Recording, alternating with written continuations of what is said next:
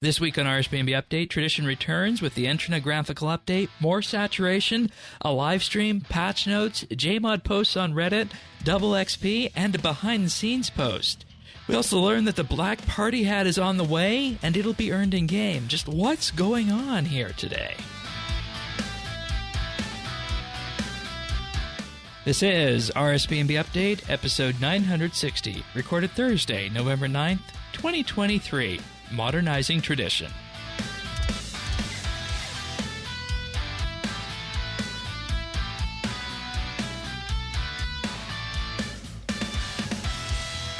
Hello, everybody, and welcome to another episode of RSBANDB Update. For folks tuning in, you're going to experience this week what is a very traditional RSBANDB update. Isn't that true, Tanis? With just the myriad of news we have this week. It hasn't been this way in a long time. Well, and it happened quite unexpectedly, kind of, at the end. But we did end up with a 4-course meal when I thought we might be coming in with some chicken wings, maybe some pizza rolls, but we got a whole meal this week. Yeah, Parnassus is here. Welcome aboard. We figured we'd have you on this week because you were going to be on the Slayer monthly bit, but all of Australia's internet was down that day, so that wasn't possible. Yes, yeah. Optus wiped out basically. I think it was 20 million people. I think they said was affected, something like that. Or no, 10 million people. I think. But Jesus. yeah, it was. Yeah, 10 million people with Optus all lost it. They say it wasn't a cyber attack, but given what happened a year or so ago when they had all our identities taken and had to fork out for new licenses and everything, I think they just pulled the plug when it happened and just waited for it to go away before they plugged everything back in. Damn. But wow, okay, that's something. That's certainly a way to start the show. But the other way I like starting the show is thanking our experienced tier Patreon members for which RSBANDB Update would not be possible without them. So this week I'd like to thank Amos Reed, Andrew C., Drama Free, Jason S., Jesse W., Kesky, Ricky A., Rippeth, Runestar, and the Naked Captain. You'll learn more about what the experienced tier is later on in the podcast when we talk about some of the other Patreon offerings that we have on the board. But in the meantime, you can find me in-game at Shane12088. Tanis can be found at Tanis79, and Parnassus is just Parnassus. We also have our community Discord at update.show/Discord, and the friends chat in-game is BitsBytes. Alrighty, folks.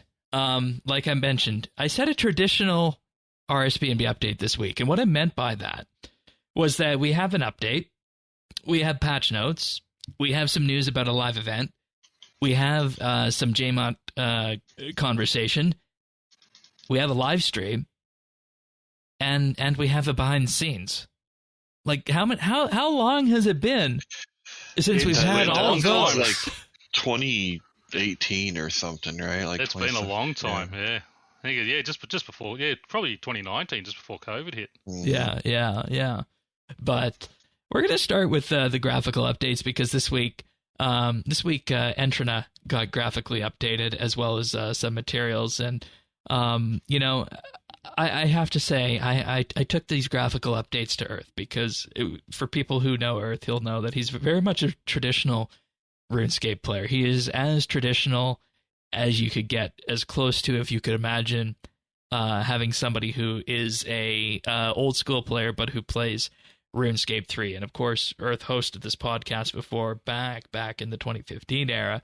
So I took these graphical updates of Entrana to him. And they actually passed his list, believe it or not. They actually passed the Earth test in that they're traditional enough that they evoke how old Entrana felt, but it iterated it to a point of view where it was just feeling more modern and fresh than what we had before. So overall, I feel like Entrana has kind of landed on the sweet spot, and that's kind of what we want to see with graphical updates going forward. It really makes it look like it's part of the game now and not something that was, we had that years ago and just got forgotten. Yeah. You you sure that's why, Shane, and not because Earth is probably the only person that actively still goes to Entrana? I go to Entrana. I mean, you probably ride in a balloon together while you're crafting your law rooms too, don't you? I mean, I haven't taken the balloon network myself. I go from Port Sarah, but I do go to Entrana to use the grape patch. Yeah, the grape patch. Yeah, of course, as you can probably imagine with that. So, and I think the thing we also have to talk about with these graphical updates is that seemingly with the team involved in it, I think it's just Black Witch and Alex still working on these, and I'm sure if they're out there listening to this, they'll correct us if I'm wrong. But, based on that, it's just 2 JMods working on this at this point in time. And I think when we look at it from that perspective, we can see that they finally reached a point with these graphical updates where they can do them in a way that is in effect pipeline, so that they know what they're getting into and they have a methodology behind them to bring it up to that standard look and feel. And it's at a point where it doesn't, suck out too much of the production timetable, that they don't need to, allocate huge blocks of time like they did with that, hypothetical Varrock update we might have seen, and the Sears Village update that got white boxed but eventually canned. So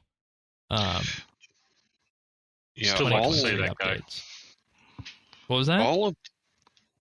I was saying I'd still like to see him do Sears soon. Okay. What were you saying, Tanis? So I was just going to say, like, all of the graphical updates we've seen in the last, I'd say, year and a half, all the ones that Mod Black Witch had been, kind of heading up, have really done a lot in the way of, like, modernizing the game without, changing it too much. But the little things that, I have noticed is there's always more contrast. There's always deeper colors. And I don't know, it's usually easier for me to see. Entrana's a little bit different, right? It's a different little place, so yeah.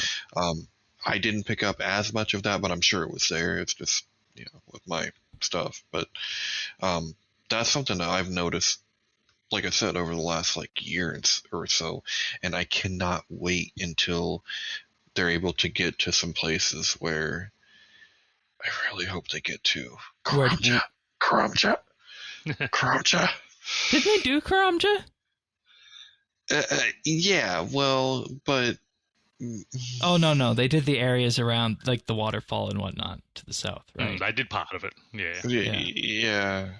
But again, I mean, Mod Black Witch and that, kudos to her, because and the other one, because really that work, it doesn't affect gameplay, but it just makes it feel, you're playing a game from 2023. Exactly. Yeah, it just brings it up to date, makes it feel like the world is all together. Because it is jarring when you go from somewhere like Anachronia or something, and then you go up to Relica, and it's just like, it's like 2 totally different games. So yeah, and Zant was also going to be here this week, but he's under the weather.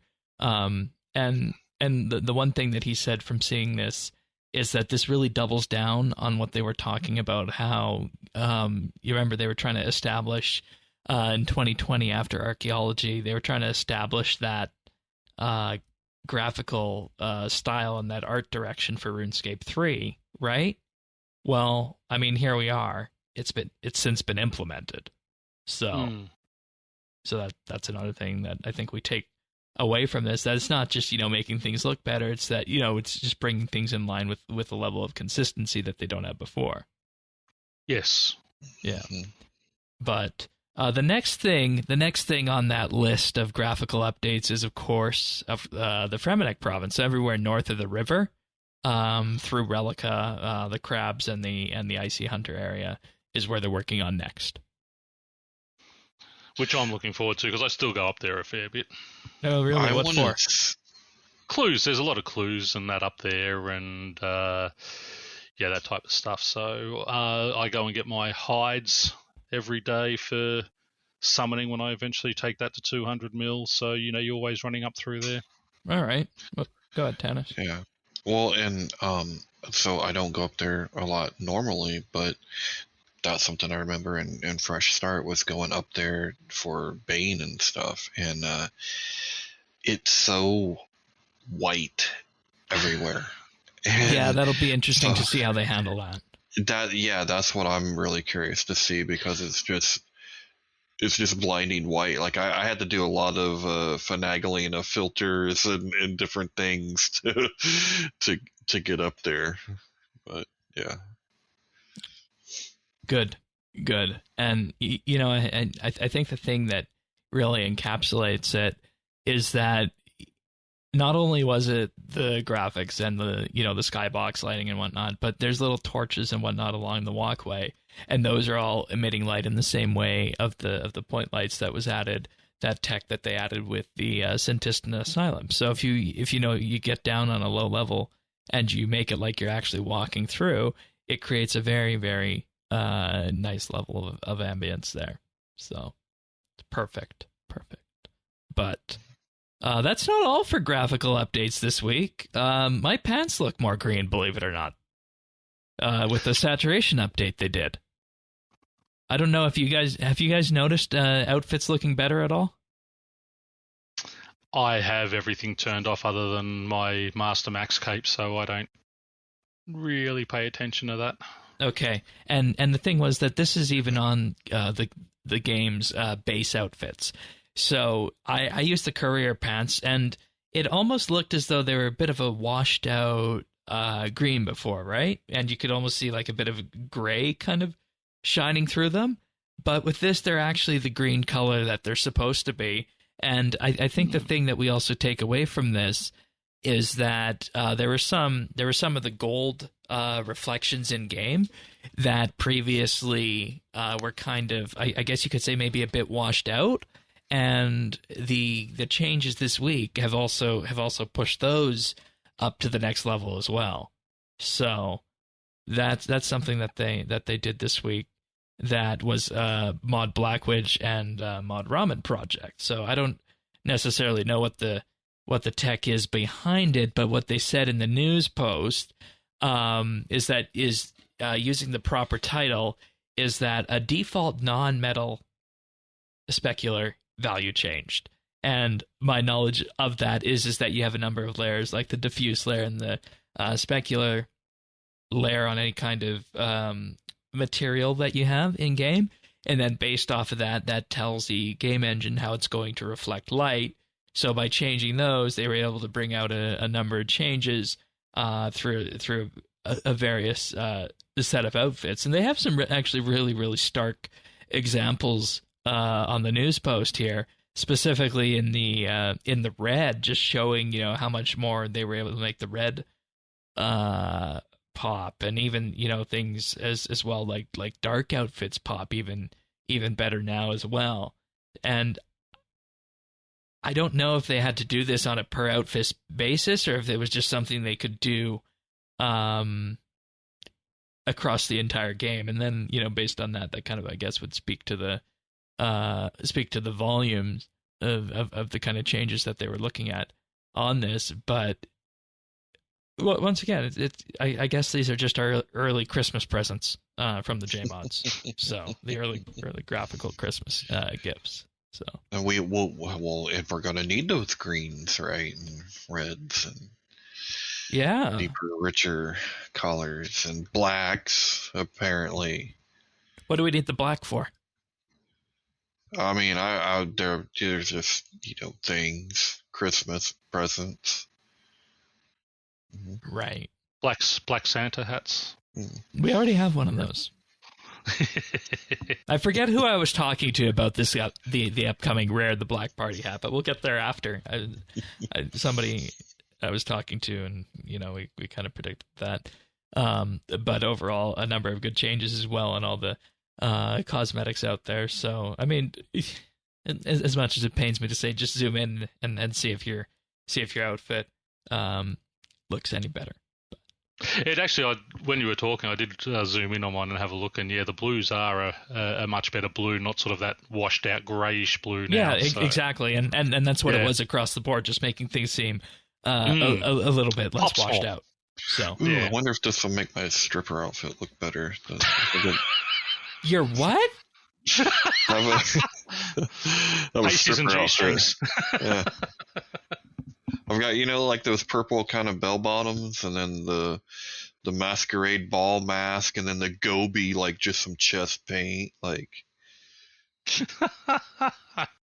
That's got what the swag stick, like what up? Yeah. You weren't wearing that last time I ran into you. No, it's been a while since I brought out the Chippendale outfit. Yeah, I hadn't done that one for a while. Oh my god. Oh, if only they knew what they enabled. But I mean, I'm sure there's some world out there where they're, imagining, what kind of outfit in the game would go best in a gentleman's club? We got to get Shane outfitted in the pimp outfit. Dude, the possibilities are endless, dude. I mean, I've had a Trump outfit before. Because you got remember there's a briefcase, you can kind of make like a suit. Orange hair. Yeah. You can. Well, in a year's time, you might need to be breaking that out again. Well, you can even have a woman in a skirt, and they'll do like handstands. And if you do it just right, you can put down like not a protein. What's the bubble? The what? Oh yeah, no, you can. You put down what? I made a video with it. It was funny. No. What do you want to put down? And then, one of those like bubbles. What are they? Divine? Yeah, like a divine. Like bubble. the divine fish bubble. Mm-hmm. But if the character's in front of it, like you don't see the bubble, and you just see everyone grabbing towards the skirt. Oh my god! So I have a video of Donald Trump grabbing towards the skirt. Yeah. It's good stuff. RuneScape's not that kind of fantasy game. I mean, but you can make so many fantasy outfits. Like, I've got a Targaryen outfit that's keepsaked. I mean, the one I definitely remember is your Elven Sniper outfit. You ever bring that out? Once in a while, I do. When I'm feeling nostalgic, I will crawl around with the ghillie suit. Yeah. All right. Well, with that being said, let's move on to some patch notes. But just in general, as it always goes with these updates, wonderful work all across the board, graphics wise, with everybody involved. But this week we have game jam patches for Dungeoneering of all things, which I guess makes sense for double XP coming for people who want to go there. Well, they're bringing the hole back, are they? Because that's the only way anyone chains it anymore, isn't it? Yeah, that's the only way I like to train Dungeoneering. So that's the way I do it. I got everything unlocked down there in the achievements, so it's always in the hole when it happens now. Yeah, and I mean, if I ever need tokens, I just go sit at an ED and farm those. So, yeah. But the dungeon map on mobile has been moved to be beside the minimap. I have no idea where it was before. Never did it on mobile, so I can't tell you. It sounds like a recipe for disaster there. You're also now able to click behind a door, and that will do the skill check as well as open the door. So the full that's cool. Yeah, so the full action is that you're able to click on the door behind skill checks to begin attempting them, which you always used to have to kind of like line up to do it properly. I mean, if I like Dungeoneering, I would like that. So yeah, I'm sure there's like 3 or 4 people out there that's really awesome. Here's another one. Increase the base accuracy within Dungeoneering to be in line with the other areas of the game. I didn't understand this. Okay, so number 1, what aren't we changing all? Don't we have a beta going on right now? We do, but that would not affect Dungeoneering. That would not affect Dungeoneering because Dungeoneering hooks into none of the systems in game. Dungeoneering has its own skill set. That's why there's no mining and smithing rework in Dungeoneering. That's why it went to great lengths to add divination to Dungeoneering. And what happened when EOC came out was that, of course, we got, the EOC action bars and whatnot, but those sorts of changes also needed to be made within Dungeoneering. Hence why they can increase just the base accuracy within Dungeoneering. Because Dungeoneering is not a skill, it's a maxi minigame. Wow, that's... like the lore, like the Jagex lore behind it is that we all know that Dungeoneering was the last project that Andrew Gower worked on. But the other thing behind it is that the Dungeoneering code actually started from another procedural generated game he was working on. Well, that explains a lot. That's why it's a game within a game, really. Yeah, that explains a lot. So, well, that's crazy, though. I did not realize. I mean, I didn't realize the combat system itself didn't match. That's crazy. Right, and I mean, obviously you can use all your abilities and whatnot, but the modifiers that they brought in with EOC are obviously based off of this, changeable. So,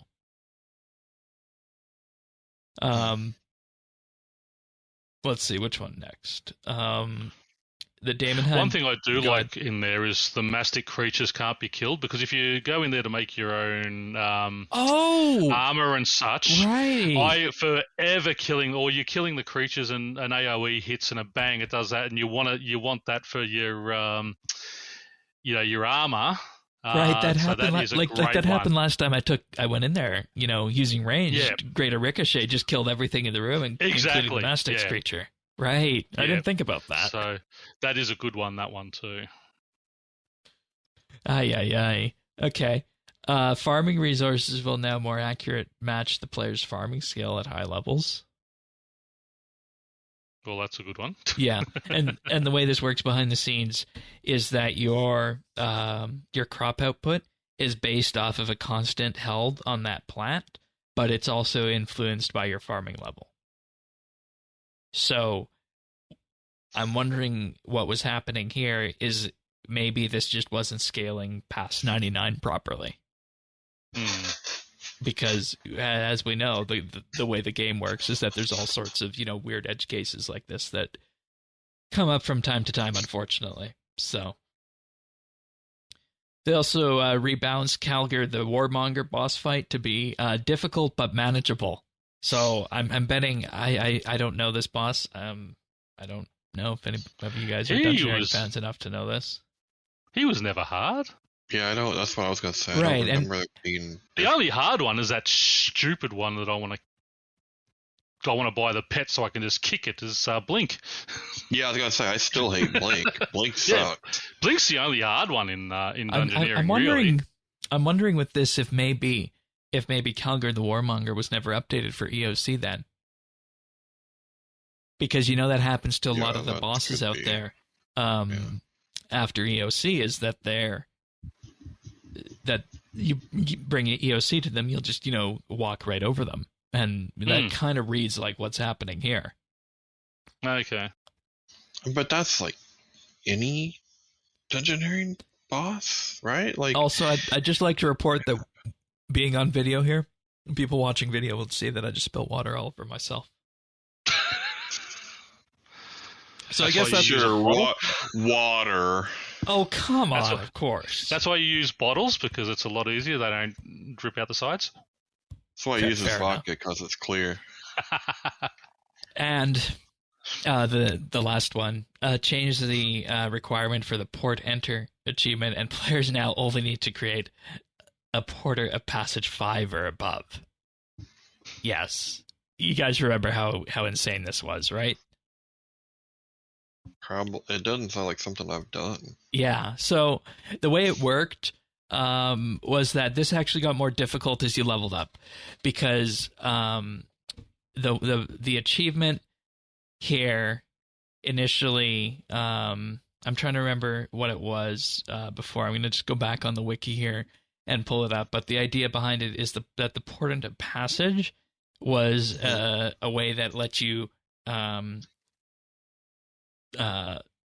push through doors, right? And you needed to not have that skill requirement. So the higher your levels, the more difficult it was. So previously, it was create and use a portent in passage 5 to attempt to pass through a skill door. but now it's just that you have to create it. You don't have to use it. Oh, gotcha. Right? Okay. So you would have an easier time of doing this if you were mid-leveled versus someone who was already maxed. Yeah. So you would need like a 103 door if you were 99 all, right? Took me ages to get that one done. So yeah, and you know, I think this one's on the dungeoneering task set, so whoopee for that. Shows how much I love task sets, and yeah, people can see here that I'm still wet, but that's okay. Anyways, there's went one over the fishing dungeoneering out of changes. context. Where is Reed when we need him? all right, I'll make a note for that one, and we'll pass that one off to somebody like Reed or Sirion to enjoy with. But I mean, we're just gonna do the show. I'm not gonna, go change or anything. It'll dry off by the time we're done. Yeah, there you go. So Dry. That's it for patch notes this week, everybody. Maybe at this point in time, we should just go do Patreon right now, just so we can kind of center ourselves and say, and instead of having you guys focusing on all the little shiny objects in the room. But this week, I'd like to thank Alvaro L, Amos Reed, Andrew C, Arvids L, Chulbura, Chunk the Monk, Dominic R, Drama Free, Duramax, Free Milk, Jacob G, Jade Gizmo, Jason S, Jeebus, Jesse W, Kesky, Ling01, Nate the Great, Nick G, Pernasius, Ren Honk, Ricky A, Rippeth, Runestar, Samuel FL, Scott DS, Shirt Pants, Tabby, The Naked Captain, The Dabbing Goat, Tim, Tom V, Ukulele Steve, Zant, and Zazakon. Big, huge thank you to all of our Patreon supporters here. It means the world to us. And if you're wondering what all this is about, head on over to patreon.com/RSBNB. There you can sign up for as little as $1 a month. You gain access to all of our monthly bits. Those are our monthly bonus shows. And the most recent one that's up on the feed now is Fixing Slayer, or as we answered in the show, why is Slayer a skill, amongst other things. We had a good discussion about how Slayer could be enhanced. Tanis, did you enjoy that in the end?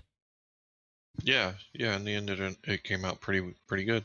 Yeah, and that's what we always do on the monthly bits, right? We start with one question and then see where that goes. And the best way to do that is to just think of them as RSBANDB update episodes that go in depth, really deep on a singular topic. Other topics that we have that might be relevant at this point in time include our tier lists on Dailyscape and the skills. We also, of course, have one on holiday events. Just so many other monthly bits that are out there as well. We have ones on summarizing RuneScape's years, like a year tier list, like was 2007 the true golden era for RuneScape, that sort of thing.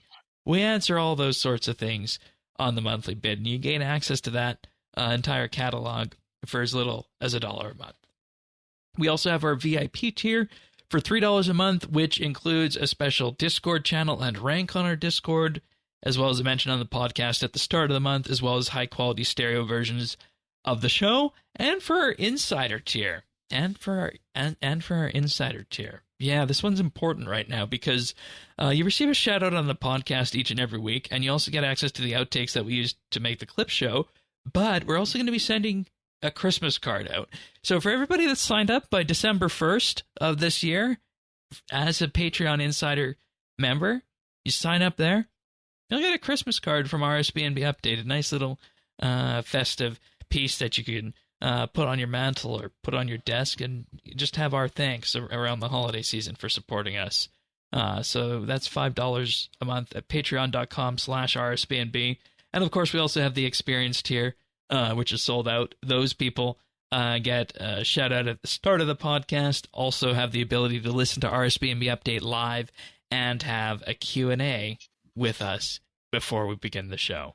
But there's also the mail outs for that tier as well, which those ones just went out, and I heard back from people. People really enjoyed the postcard that went out this time. So if any of this sounds interesting to you, patreon.com/RSBNB, and sign up by December 1st if you want the 2023 RSBNB Update Christmas card. Thanks so much, everyone. Thanks. Thanking you. All right. So let's continue on here. Double XP is happening. now, as you guys are listening to this a few hours before or after the recording here, there's going to be a new mechanic this time around. Of course, Nick the Trader is also going to be there, but there's also something here appearing called double XP tokens. Tokens that are earned by interacting with double XP spirits, that are earned intermittently by skilling or by using proteans and dummies. And alternatively, if you have any unwanted proteans, you can convert up to 10,000 of them daily to use them on something more valuable to you.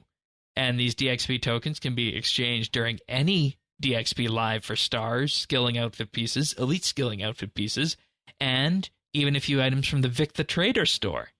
And this token store will be available only during double XP Live events, and I think the thing that people are most interested in, and based on what we heard about Yak coins, tokens earned throughout the event persist into future events. Which is the big thing on these type of things. Yep. That to me made a huge difference. I saw a lot of these announcements that we're going to talk about.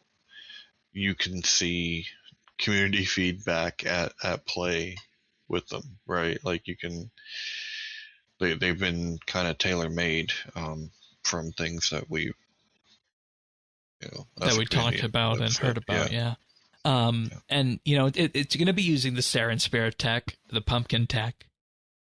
And the interesting thing about these ones compared to the pumpkins and the Saren spirits is that the DXP spirits will now automatically claim if they time out. So even if you AFK, you'll still get the tokens.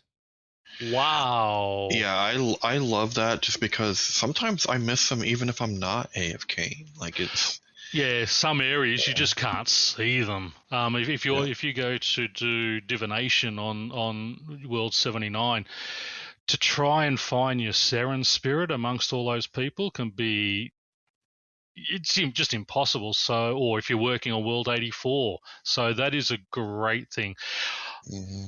I mean, I don't mind having to cloud. I mean, we do have that potion that does it, but the potion only lasts 6 minutes. Oh yeah, and it's a waste of money. It's it is a big waste of money. I bought a couple once when I was doing some AFK, but you can go an hour without seeing a Saren spirit. And then if you drink 6 doses of potion, it's cost you, however many mil it is, and you get nothing. It's like if those potions lasted an hour, I think, or even 30 minutes, it'd be a much better thing.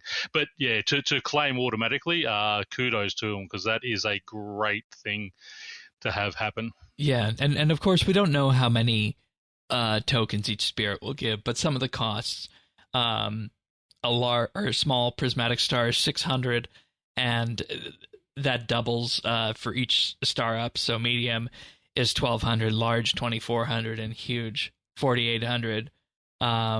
You're also able to buy things like protean power-ups, prolongers, cinder cores, pulse cores, the oil of enchantment, the coin of enchantment, and I think the biggest thing here, rather than, like you said, Tanis, going to the Pawn Stars place for your outfit, 2,500 tokens a piece for a piece of the skill outfit. Yeah, and remember, the other nice thing is this is really letting you kind of move around some proteins that you may not be using anyway. Right. In 10,000 a day, that could add up. There's also the special outfits too, if you don't want to, farm them through invention. Mm-hmm. Yep. So that's interesting. And those are this is a great idea. Those are 8,000 a piece. I mean, I've got all the outfits, but this is a fantastic idea and just gives that sort of more, opens everything up to people who just some of those outfits are tough to get on some of the things you have to do. So well, and really opens it up. Yeah, what if you're let's just say you're a RAF account for double XP, right? And as that's building up, like you can really take advantage like of this.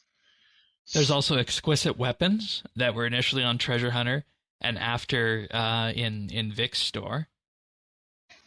There's also the Tazar whip as well, which was the Treasure Hunter reward from the Smashing Relics promotion. Yes. Which last was on Vic's store in 2022. And I think this makes things a lot more accessible than just relying on trading in for Vic, right? Because this is through passive play and you're not making that decision to give up that XP.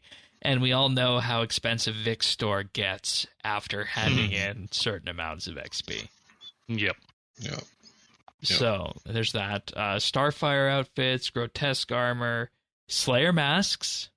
Yep. Yeah. See, that's what I'm saying about, like, if you're a low to mid level, like, or a, low to mid level account, like, this is great because you could get some skill outfit pieces you might not have invention yet. You can get Slayer mask.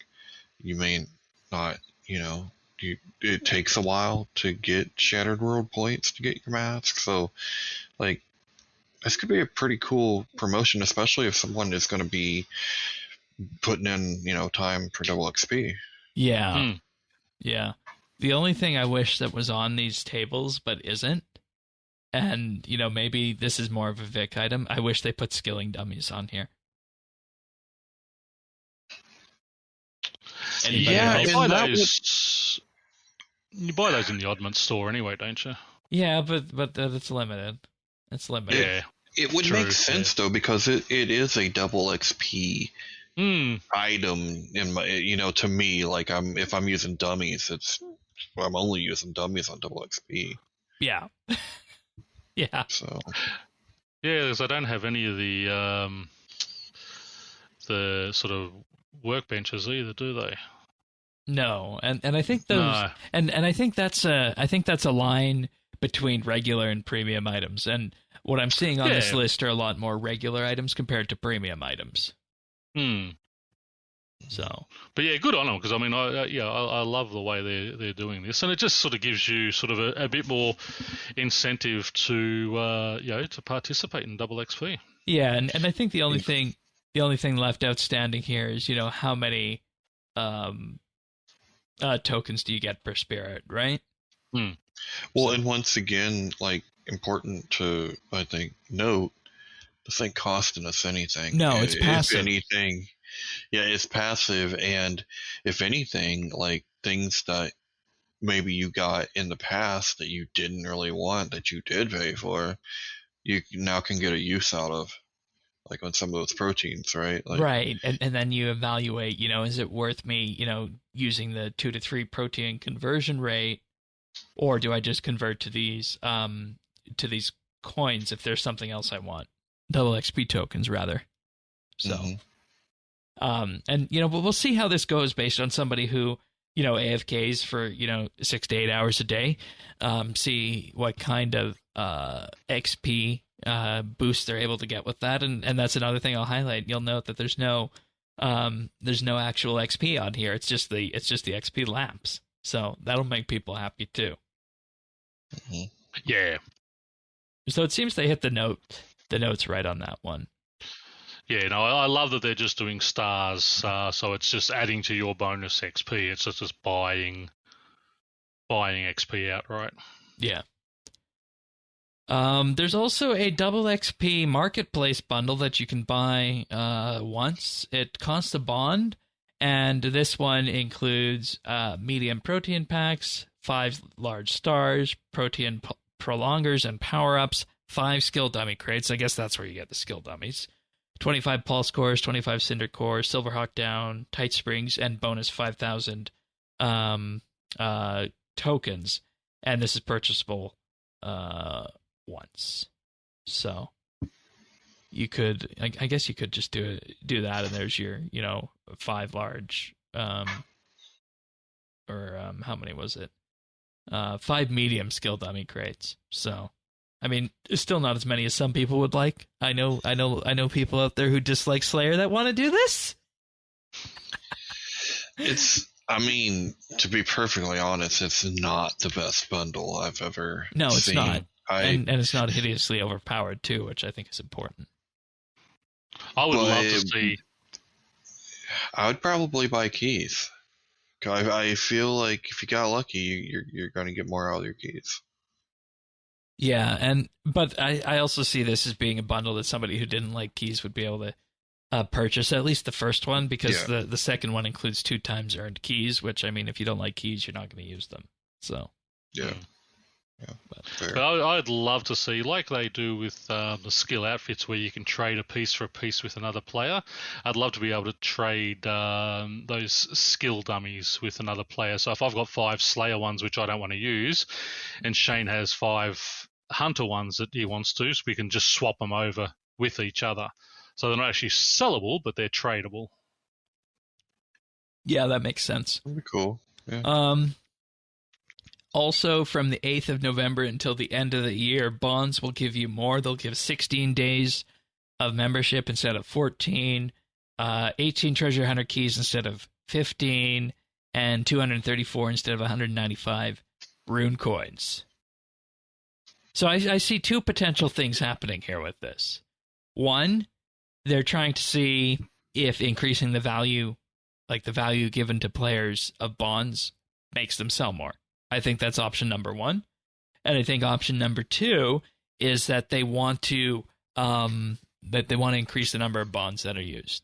There might be too many in the economy, or they just need them to come in on the ledger sheet right now, because people might not know this, but the way it works is that if somebody buys a bond, say back in February of 2023, but doesn't use it until November of 2023, that $5 sale or $7.99 sale where I am of that bond doesn't show on the sales ledger until now, even though somebody paid cash for it back in February. Yeah, which is probably why you're seeing the increased membership days, because if you were holding on to a bunch of them and you were going to use them for that, you could cash them now, get that 16 days, rather than holding on to them, cash them later, because they want you to cash them now. 3 bonds goes from 45 to 51 days. That's almost a week extra membership. Mm-hmm. So, and for the people who buy your premium. I don't know if are you still able to do that? Are you still able to buy Premier Club with bonds? Yep, it's 20 bonds still, but that's a lot of people buy them throughout the year to use, but they don't get used till December, because that was when it first started, sort of late November, early December. Right. So I think you'll see a big influx of the bonds being used then. Yeah. They may be trying to get some of them out before that happens. Right, and one thing I always found odd is that a lot of the cosmetics are priced just above that 195 rune coin marker, so you got to buy 200. Yeah. Mm-hmm. 200 or 220 rune coins, and you're going, I got to buy 2 bonds and have a bunch left over. So that kind of fixes that here for this. But just a note, if anybody out there is planning to buy bonds or needs anything from the bond marketplace going forward. But next up, we're going to a post that was posted by Mod Shrike. Welcome back. Asking the question, bespoke mechanics in quests, yay or nay? So, Mod Shrike wants opinions about quests. Specifically, she says, I want RS3 to make more quests. That's my butchering, not the post's. I'm currently looking at ways to improve our quest development process so that from a JMod point of view, they're easier to get to release.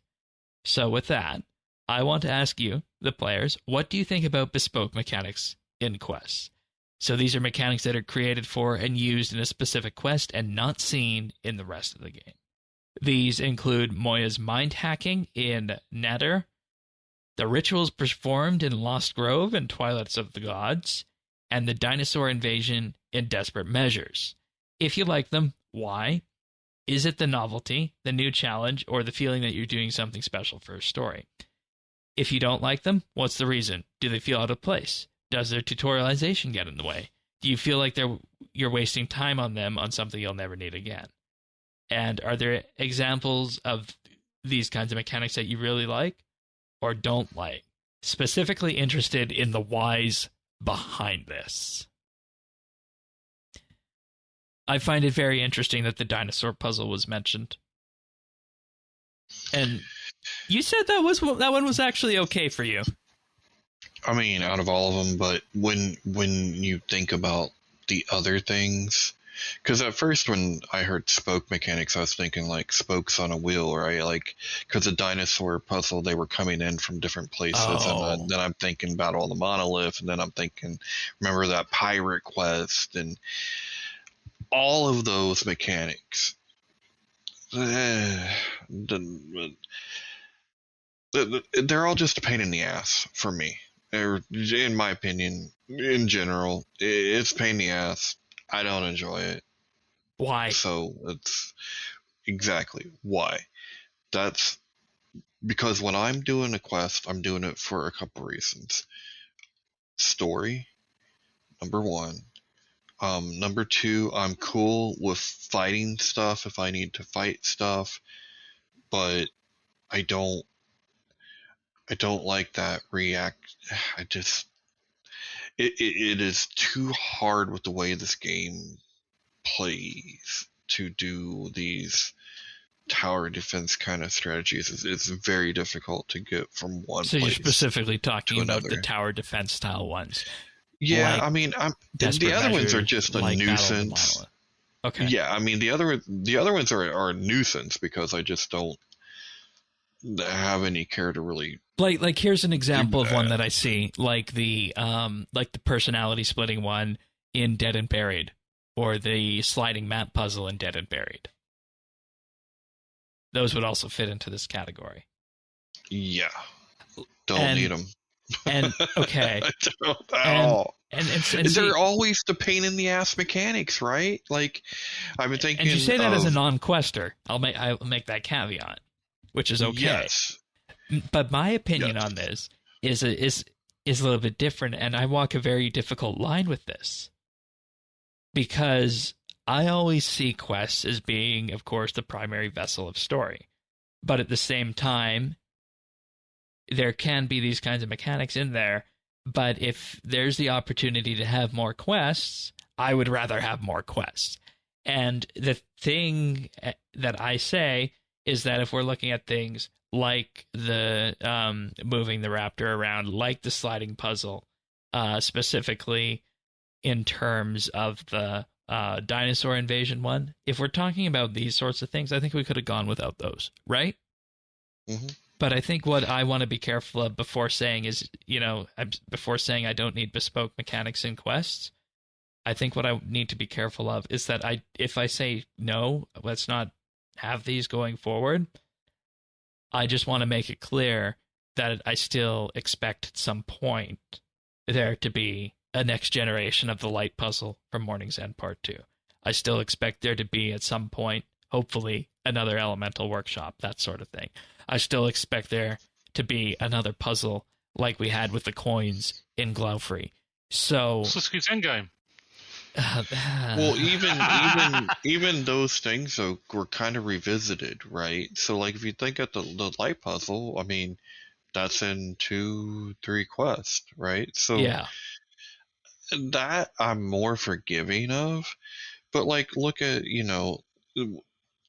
that part of Dishonor Amongst Thieves, that your stuff's coming in from different angles and different places, and it just screwed me for the longest time. So if I'm going to summarize your issue with them, they're primarily an accessibility thing. Yeah, but they don't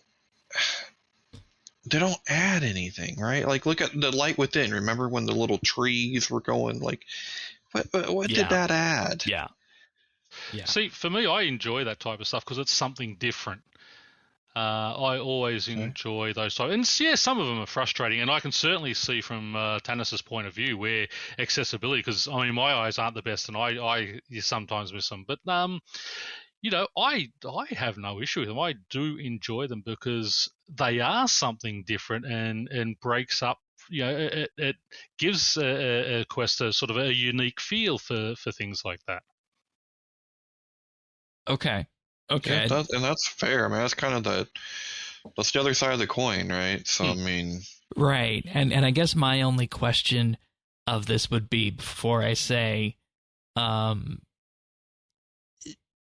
skip over them if it makes it easier to get more quests out, is that would this make more quests look like As an Audra's quest, I guess is the question. well, that would be cool. Yeah, and more I like mean, As an Audra's quest? yeah, that that was a really good quest. Yeah, that was a fun quest. It was just like a 2-hour long narrative adventure, right? But at the same time, there was no combat, there was no puzzles, there were no mechanics in it, and that's the thing, is that I think for me the mechanics, let's just call them bespoke mechanics, are worthwhile if they come in the form of a puzzle. But if they're just something that we need to, spend 5 minutes on as a bit of an artificial roadblock, maybe we can leave them behind. Yeah, I love puzzles, but as you said, if it's just there to add time to the quest and doesn't add anything to it, then yeah, get rid of it. Or there's another thing too, like if it's a storytelling vehicle, right? Then I think they make sense. So as you can see, it's a really hard line to walk, because if they're storytelling vehicles, if they're puzzles, sure, have at it. But at the other time, if it's something that's just designed to fill time in a quest or kind of present a different style for it, as what I put in the dinosaur invasion, no, probably not. But I think we would have had, I don't know, and see, this is the thing. I don't feel like we're qualified to make these decisions here, because what would Twilight of the Gods have looked like without the Wordle Guardian puzzle, right? Yeah. More like As an Audra's quest, which was, that's kind of my style. Right, and then the issue with that... For me, I like that. Then the issue with that, we kind of head back to the ESO style of quest, where it's just narrative and a bit of combat sometimes. And that's it. I enjoyed As an Audra's quest, but I would never put it in my sort of, class as a great quest, because there wasn't a lot of play involved or thinking involved. It was, I like those ones where I've got to sit there and just puzzle out something, and how am I going to do this? And you're right-clicking things to see, can I push or pull or throw it further or things like that, working those type of things out. So I think if we could summarize this then, is that if you're going to do them, make them worthwhile and feel rewarding, right? Yeah, and make them feel like they belong in it, and not just, oh, we need to add an extra 10 minutes to this quest, so let's throw something in here. And also have it be so that puzzles can still fit into it. Because I feel like some of RuneScape's quintessential quests are puzzles, right? Of course, yeah. Some of RuneScape's quintessential pain in the asses are puzzles and quests. That's 100% true. Yeah.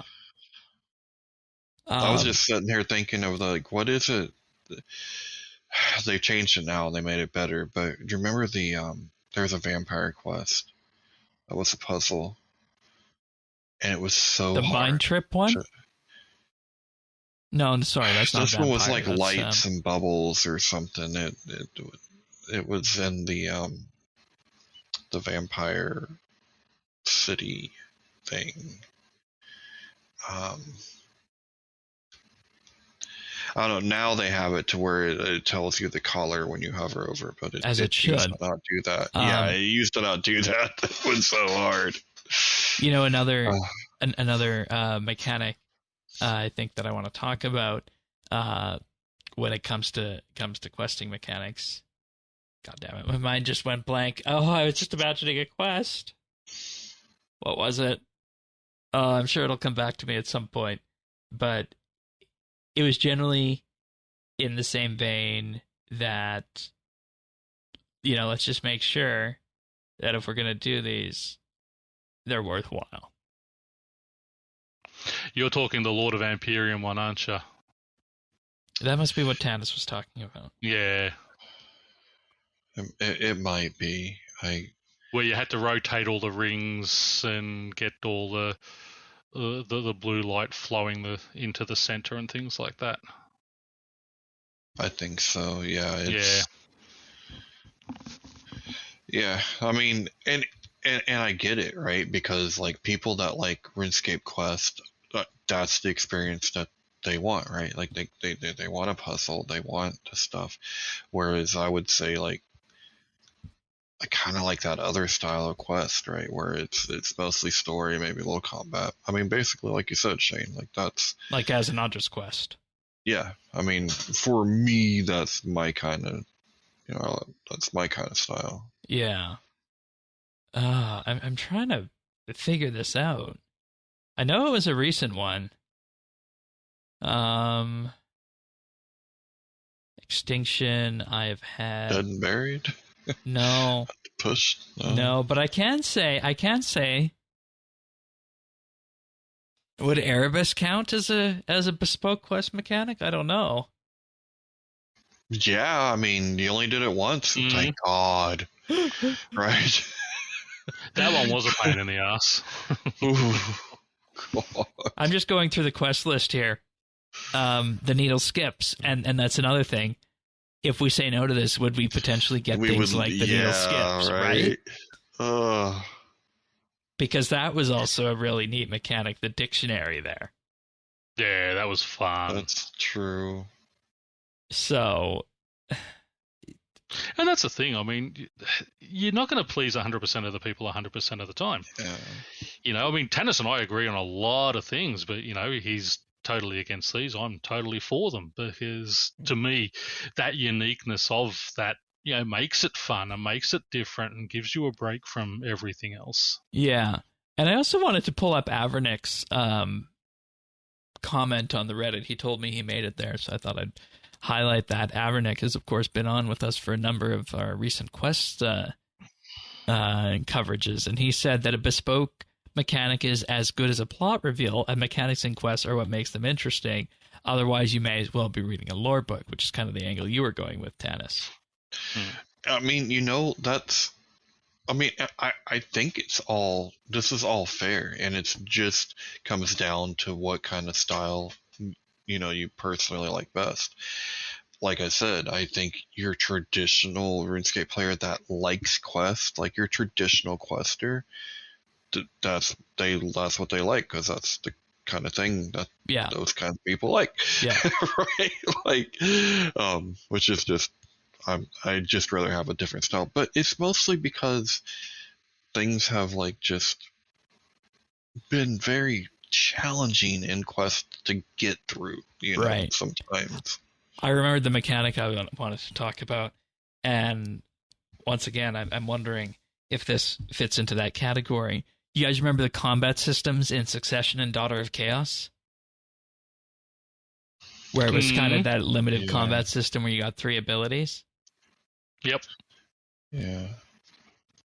But maybe, those, like, we could have been, maybe might have been better at this point just using your own abilities there. Granted, it did make things simpler, but imagine cutting those out. You could, push, get more out. I mean, I guess you could have. I guess they're in. Like, honestly, this is turning out to be a mixed bag for me. Well, and if you cut out some of them, you're cutting. They're there for thematical purposes, and it's weird if you remove them when you think about that. Like, I don't know if you'd have them, completely removed. But the thing is, I mean, yeah, there are some bad ones, but there are a lot of good ones. So, it's...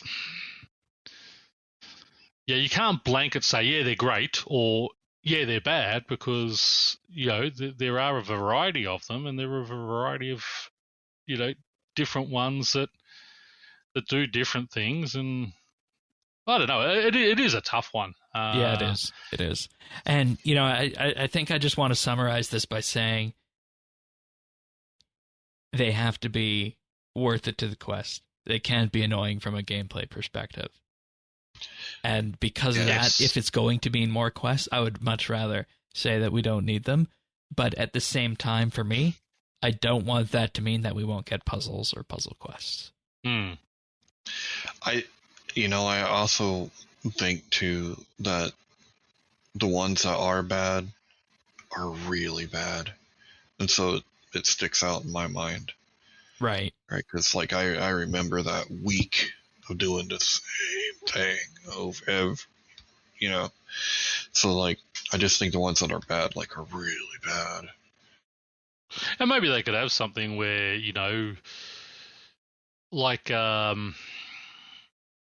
can't remember. It was one of the glider ones where if you can't do it, you just pay them a certain amount of that was coins Monkey Madness for the puzzle Monkey box. Madness. Yeah. Just do something like that for people. So for people who do have issues like Tanis, that he doesn't have to be frustrated by it and spend a week doing it. He can it's going to cost me 500,000 coins. I'm just going to pay that and continue on with the storyline. Yeah.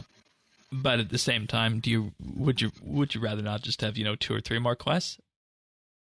Oh, if they're going to give me more quests and cut back on the puzzles, I'll take that.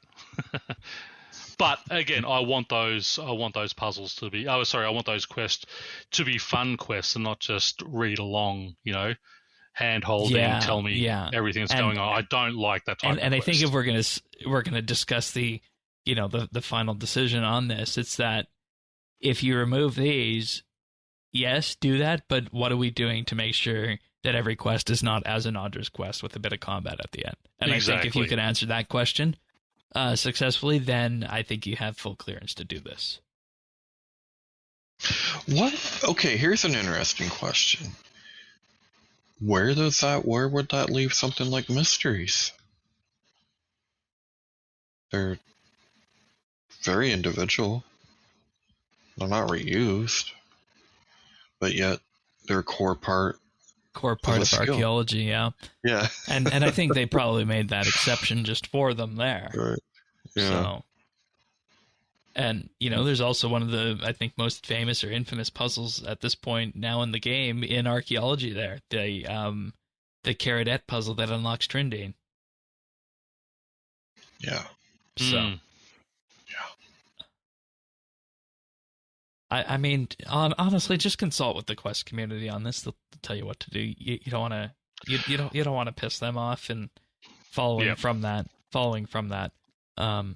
everybody else out there just does the quest for the reward. Dare I say? Yeah, I was gonna say they're the ones that actually care.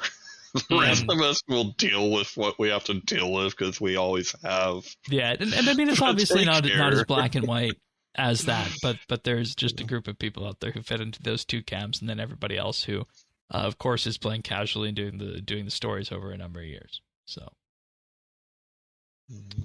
all right, let's move on. We also had a live stream this week. The live stream, combat Q&A with mods Doomsponge and Ryan regarding the combat beta, and like we said, it's been a long time since they all gathered together on a live stream, let alone, done this and an update and a behind the scenes in the week. So let's dive into some of this here. And it was very conversational. It was very flowing, and there wasn't really, really huge takeaways for this. But Mod Doom did what he does best here at the start of this. He wanted to address a concern regarding polling and the beta server, specifically in terms of, as he said, the community citing concerns about the beta being a preview of changes that are guaranteed to be coming into the game. And he said that this was in regards to the Fractured Staff and Animate Dead poll that was done earlier in the year, where, people hated it in the poll, right? But everybody else who actually played it in the beta and used the combat style wound up liking the change. And what he said is that their initial data here showed that, people didn't like it, but over time, the sentiment shifted towards people liking the changes, and that's why they did what they did. And this beta is not going to be like that. Nothing in this beta is presently on the track to coming into game. I would I would argue that if they're going to do these beta worlds and have people vote on it, you have to spend a certain amount of hours playing it in that beta world before you're allowed to vote. Because how many people would have just said, oh, no, I don't want that to happen, and voted, and never actually went in and tried it? I mean, Shane, you were one who voted. You borrowed some money off me to buy the equipment so you could go in there, try it, and play it, and get a feel of it. Great, you have the right to vote. I never touched it. I shouldn't have a right to vote on something I know nothing about. And that's what the data said. I think he even said that on our Behind the Crown with him. I think he did, yeah, that's right, because he was talking about that. People who actually played it enjoyed it, and there were a lot of people who just voted no, because they just like to vote no. But you can see how there is that knee-jerk reaction of the community ready to sit if these sorts of things happened here, right? Yep. So, well, I know, and I can't wait till a little further on, we're going to talk about the community actually being the dog that caught the car, and I can't wait to see what we're going to dream up to bitch about, because I don't know how it's even possible. But so they just need to act more like Steve Jobs. Oh yeah, please. The goal with the beta right now is to get things into a more releasable state, because they can't release anything off the beta right now. So they want to do that. Then they're going to try things with respect to the identities and the abilities. So what this might mean is changing the identity of one or two combat styles. And that's where people's input will truly come in. Because we know right now melee is the bleed style, right? And they're like, does that really make sense that two hands apply bleeds, right? Does it? I don't know. I don't use the style that much. I find it too cumbersome to use. I thought the questions were really good with this. Like the questions that they said that they're going to be asking, they were questions I hadn't thought about. I'm like, well, yeah, these two really know their stuff. Question. They know their stuff. I'm like, that's really interesting. Why is that? Like, and we kind of touched on this last week when we were going through the beta abilities, is that you have Mod Ryan and Sponge, who, are veteran JMods at this point, right? But they're also veteran RuneScape players going back decades. Which you don't really have if you look at, other games out there in terms of how they do their balancing. So that's interesting. Mod Sponge is right now working on modernizing all the special attacks in game, similar to what was done with abilities. So what this means is updating them on a system side so that they can be updated quickly. So the idea with that is that they might just be able to quickly change the amount of adrenaline that something uses or the amount of damage that something does. And with this comes a series of small tweaks to special attacks. And once they're all out, the more modernized version of this will be able to tweak those adrenaline and damage values to see, does anything need to be brought up? Is anything too expensive? So on and so forth with that. I feel like they're, anyone that listens to the show knows I'm not a big fan of the way combat is, but I feel like these guys are making RuneScape combat as good as it can be for what it is. And that's the sense I got too. There's lots of times in this that they said they're, waiting on engine to bring something in, like specifically when it came to the hit splats discussion. So, Mod Ryan is being able to display so many at a time. Yeah, or make it so that bleeds are more natural, I guess. Mod Ryan is fine-tuning beta systems to make them ready for release, evaluating where all the styles sit, rewriting a bit of the melee style, converting Constitution abilities to be consistent with what was done to the other styles. Then he'll be heading off to the defense abilities. And he said that he had a number of times on the beta, and while working on this, where he had to read the abilities and then dive into the code to figure out just what they did. Yes. I thought, that's probably not good, right? Like if the guy that's working on this has to read the tool, maybe it's too complicated. Just a guess. Might be a little intricate. Which is maybe. why I generally just use Revolution Plus because it's like, I don't understand that. What's a good action bar? Okay, I'm just going with that, and away it goes. Yeah, and then we have our ratings of Ratings. of where certain abilities sit, and then we just place them on the bar in that order. Yeah, So, exactly. the next steps are to start changing things and being drastic. And the example he gave is, hey, what if we just removed a number of abilities? Would people notice if the Guthix Butterfly was gone? Would people notice if Greater Ricochet was gone? You'd notice Greater Ricochet. Yeah, I was gonna say, well, I noticed that one, but Ice Asylum? No, probably never noticed it. Yeah, so those sorts of things. And what that leads to is defining the style identity. Because they're going to be, specifically on the melee side, looking at changing the Lang special attacks. So that's the Glacier Tier 95 weapons. They're going to look at changing what that entire special attack does. And then this leads to a whole other question about the combat style, is that should there be specific dual-wield versus two-hander identities, right? Like maybe, for example, and this is me talking here, maybe two-hander hits really, really hard. And it's not necessarily something about, having the most DPS, but it's about getting the biggest hits. Whereas dual wield could be those fast hits. Which is how I thought it worked. Like, what have I been wrong? And I mean, that's where we get to the discussion that it's the two hands that actually apply most of the bleeds. Oh, well, okay, so melee specific, but I thought in general that's like how it's supposed to work, right? Like, do wield faster. Well, yeah, you're thinking back to the initial. But dual wield, if you're dual wielding, you're going to bleed someone a lot faster than just taking a swing with one, because you're dual wielding two knives. You're going to be slicing someone who's going to be bleeding. Yeah, you take a baseball bat, you're just crushing them. You're thinking back to the EOC dip blog there, Tanis, because that's specifically what dual wield versus two hand was back in the day. That's what I thought. Did I not? I guess I didn't keep up. And then there was, of course, the magic wards added, ranged shield bows, and of course the regular shields in the dual wielding side of it is the way was supposed to be the differentiation. But obviously that's become muddied over the years, and this led to his other question: should there be a restriction on how many enemies an attack can hit? Like your Dragon Two-Hander spec, your Saradomin God Bows, the Bombard ability.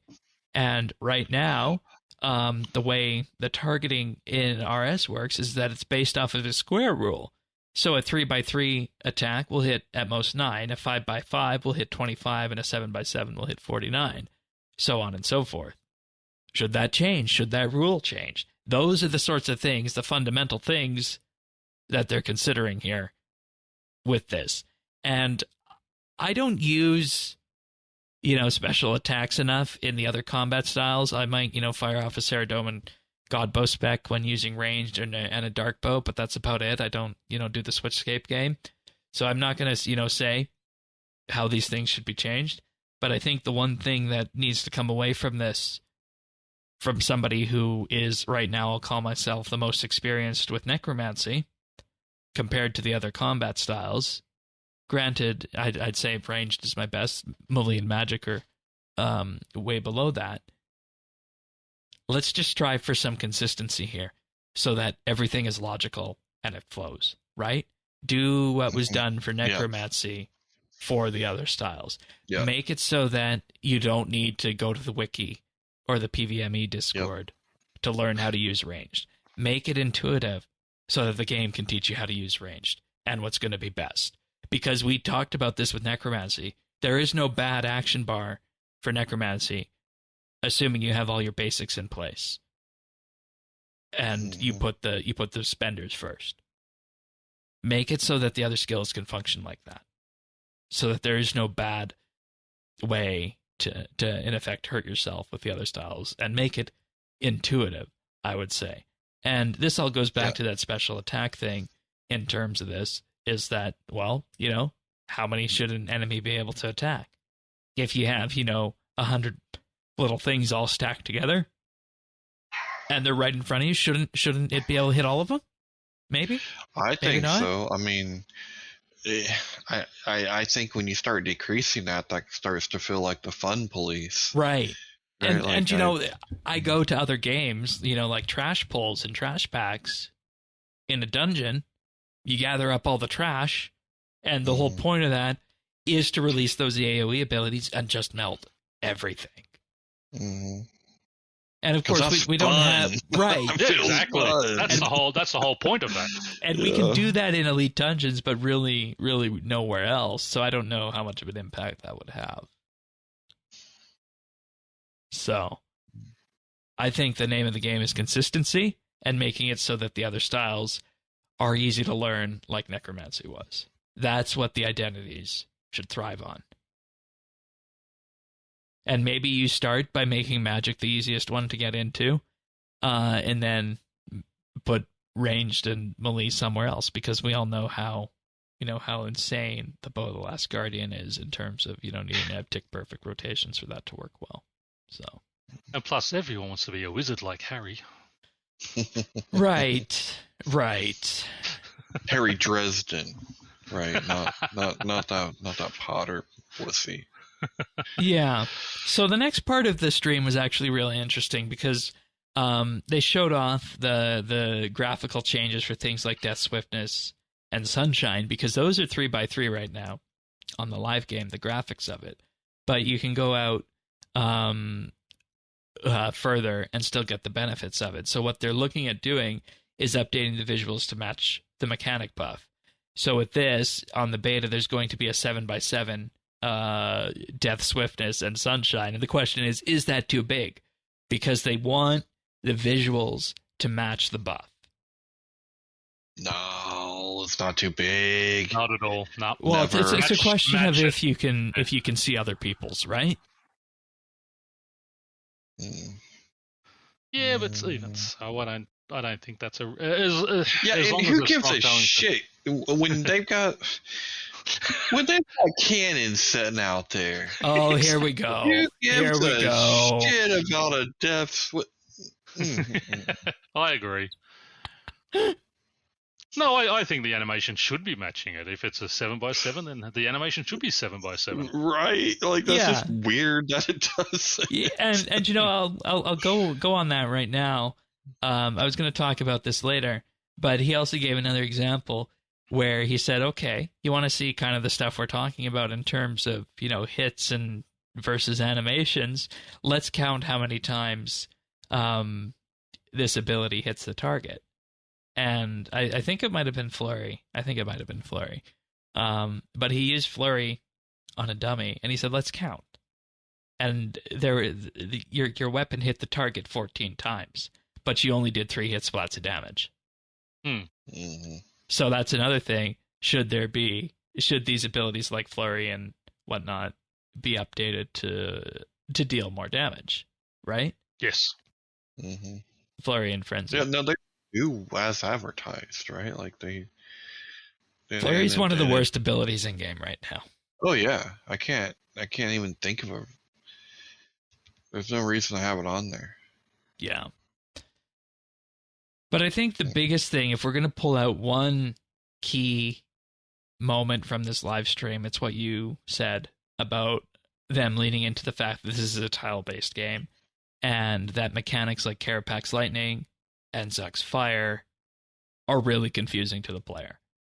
So with that in mind, whenever new mechanics come out, they want to ensure that it's clear where an attack is going to be by focusing on that tile-based gameplay nature, because, we know that Karapak Lightning is a good, 2 or 3 blocks wider than it actually is because of the way the grid-based system works.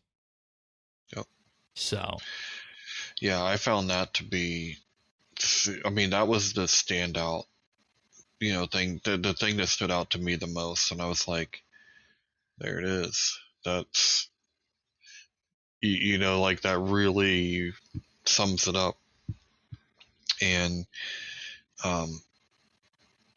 And see, I'm glad that you clarified that, Shane, because I thought they were holding that as a good example, and I'm like, oh God, if we're getting more content like that.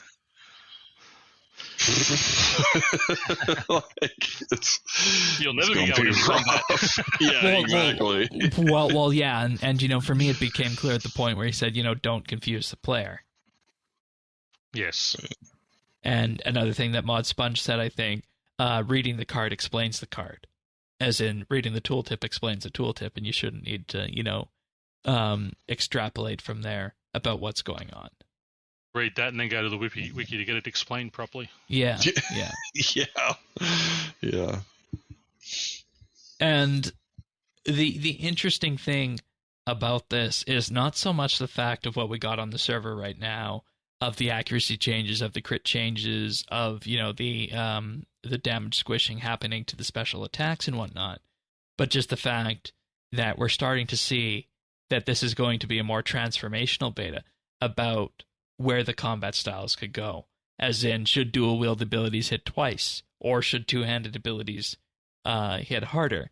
Should there be more hit splats on a target so that all of them just get put on the target and will overwrite the ones that you have, rather than just not showing some that are out there?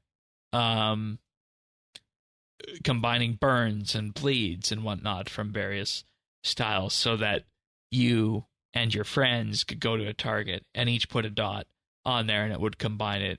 Because right now people might not realize it, and this is another case of the combat system being weird, is that if you put something like a corruption shot or corruption blast on a target, you just put that on the target. If somebody else puts corruption shot on a target, they overwrite your damage and you don't get that damage. So the thing was, is that, weird.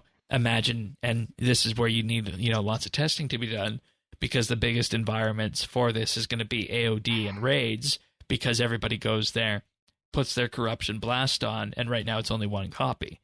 But in the case of raids, you'd be dealing with multiple people, and the same thing with AOD as well, right? So it's a question of, would that be too powerful in terms of overloading this? So those are the kind of transformational things that the beta is aiming to work on, and dare I say it, this is the evolution of combat 2.0. Yeah. But I was thinking more along the lines of, this is it. We're going to fix the combat, and you're going to shut up when we're done. Because everything is here. This is the final. This is it. When we're done with this, this is how it is. You're never done in a live game. You're never done in a live game. Well, that's right. Because we could have something consistent, like you said, Shane. We could have something logical. You can have something that you can add to that doesn't turn into mud. Right. And the thing, I think that I don't know the way to do this. And I think the thing that I would like to see done in the betas and with combat in general is just make it so that you're not, in effect, fighting the game. Right? Does that make sense to you guys? Make it so that you're not fighting the game. Yeah, try and make the game. The game is there to play. You should be fighting against the creatures that are there, not oh, hang on, what am I doing with this mechanic? What's it supposed to be doing, and things like that. Yeah, the square-based, tile-based system is a key thing, specifically with Carapax Lightning, because that's not clear, right? It's not clear where an AoE attack or where a lightning attack is damaging. Like, what if, for example, and I don't know if this is something that would be an option or whatnot, but for those kinds of attacks that are like that, why not just have, like a red glow on the ground where that lightning affects? Yeah. Or, if a boss is going to cleave the ground and cause a great amount of damage on the ground like Zuck does when he throws his sword down, why not have that show on the ground where it's going to land so you can move out of it? So that you're not, in effect, trying to telegraph the animations. Just give you, a tick or two notice saying, hey, there's going to be an attack here, move. Yeah. I mean, I even see that in non-tile based right games. Exactly. And that's why these changes are all good, but it also comes down to working with the bosses that we have, right? Mm-hmm. Because you can change everything and you can make necromancy wonderful and you can use that as the blueprint for combat, and that's fine. But everything that annoyed me about combat and PvM in the game before necromancy still annoys me today. Yeah. It didn't change the core of combat. And if that beta can do that, I think that's where we draw the line and say we won. Yeah, I mean, agreed. We'll see. I because that was the number one thing with necromancy that we were hoping would change, would make it so that you're not fighting the game, but you're still fighting the game with necromancy, right? Yep, you sure are. And it's just like, even take the Raziel fight, for example. It's a question of learning the mechanics, and that's not immediately clear how to do that without watching a video. The mechanics that a boss shows should be able to be figured out by watching that boss and reacting to them with enough time. Yeah, I agree. And, Raziel does that in a good case with the soul attack, but some of the other things are really, really not that clear. So... no, I mean... no matter what I did, it seemed like I could not stop myself from just taking insane amount of damage. Like I'm specifically talking about phase 4 when he throws his attacks.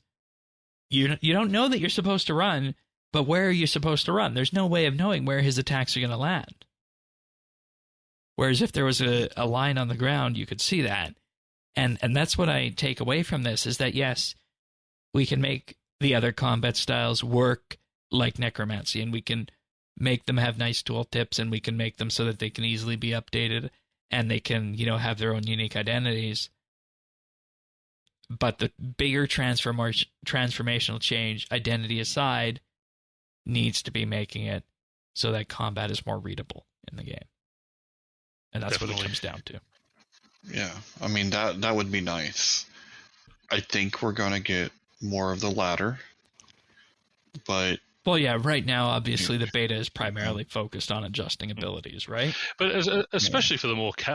your hardcore PVMers are going to know exactly those spots, but casual guys like myself, I go in there, I try 3 or 4 times, and I just, stuff this, I can't work this out, and I just quit it. If you had those visuals where, I should be stepping outside that line, bang, and I know, now I'm stepping out there, then I can attack back, and those type of things. I mean, it's going to make it more enjoyable. And for people who say it's going to be like a cheat or it's going to, take the fun out of it, no, all the other big MMOs do this. Well, yeah. It's a cheat to know where the damage is going to occur.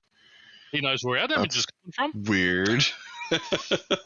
I don't follow that train of thought. Right, and I can guarantee you that there's going to be things in the comments that are going to say that we just need to go watch some guides and whatnot.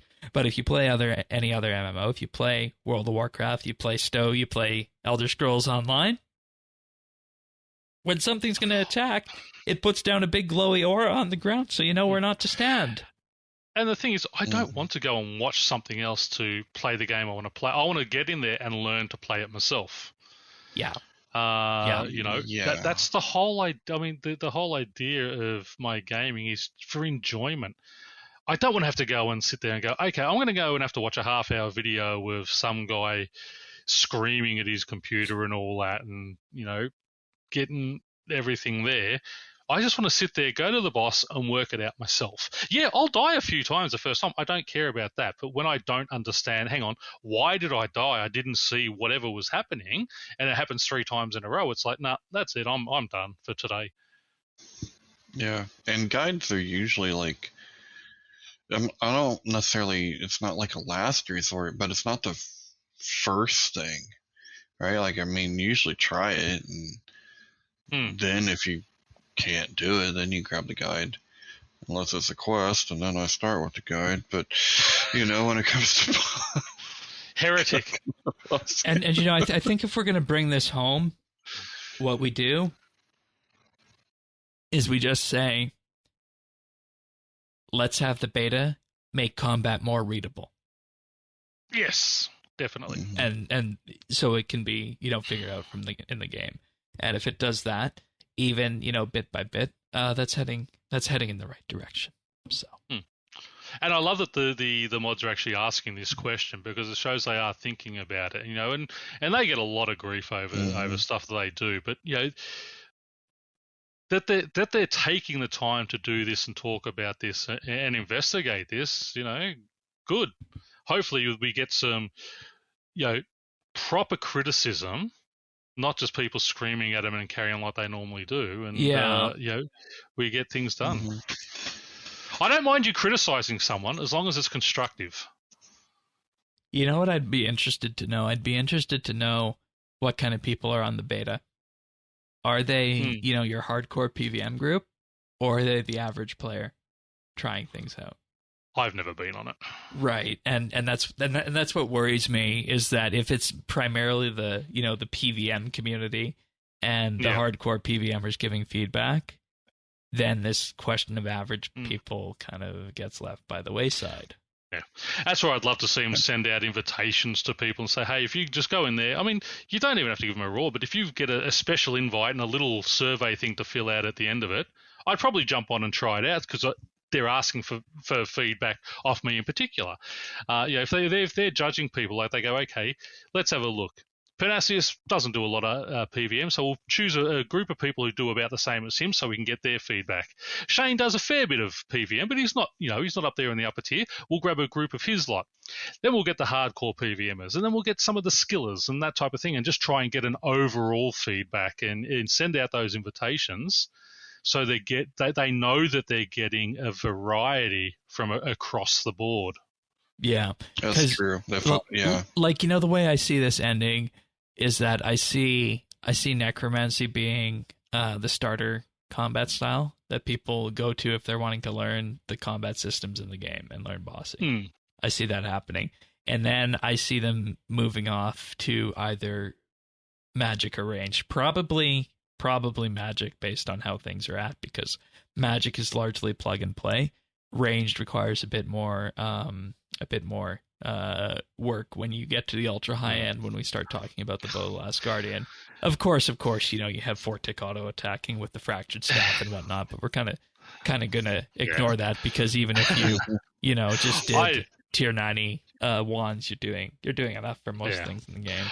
I love range, but magic is my go-to because it is the simplest one. And it's like when I started, it was like you get your levels up through melee, and then you go out to the other ones. And hopefully now necromancy is going to be that one that you sort of start off with and then branch out. Yeah.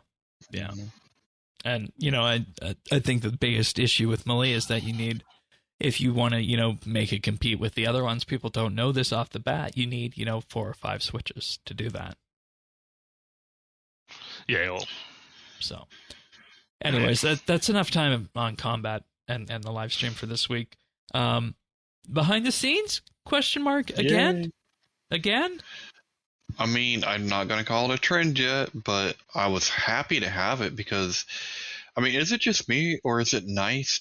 It makes it feel like there's things happening. And that there's a path forward. Yes, and you can kind of see if there's going to be a slower spot, you kind of see there's a slower spot there, but you know that this is coming, so it's okay. And yeah, this is good. I'm not going to say that it's back, but I hope it's back. November 13th, graphical improvements and community hit list focusing on the Edgeville and Varrock dungeons and sewers. Mm-hmm. November 20th, Vorkath, Battle of Fordthry, new quest and boss. With this, there's a brand new trailer that they put out, and we learn with this that there's going to be a quest associated with this, which of course will require all of our previous quests, 60 Necromancy, 50 Construction, 10 Slayer, as well as the Tier 1 Grove Cabin and Botanist's Bench. And there's going to be a full blog and live stream preview on this one for next week. That's neat, I think. And, the fact we're doing a full cinematic trailer now on this is also interesting, because typically they only put these out a bit before. But, I can see they want to whet players' appetites a bit, just to, let us know that, hey, this is on the way, this is going to be happening, and, sit down and join us as we head into the holiday period. So, interesting graphic of Vorkath and Zemregal flying in towards the fort, so that everybody thought Ungale was actually going to be the one that would be the place where we'd fight. But obviously we'll be diving deep into that next week. But interestingly enough, alongside that comes another event in the same vein as the Golden Cape Hunt, starting on the 20th. They're calling it the Guard and Lantern Shard event.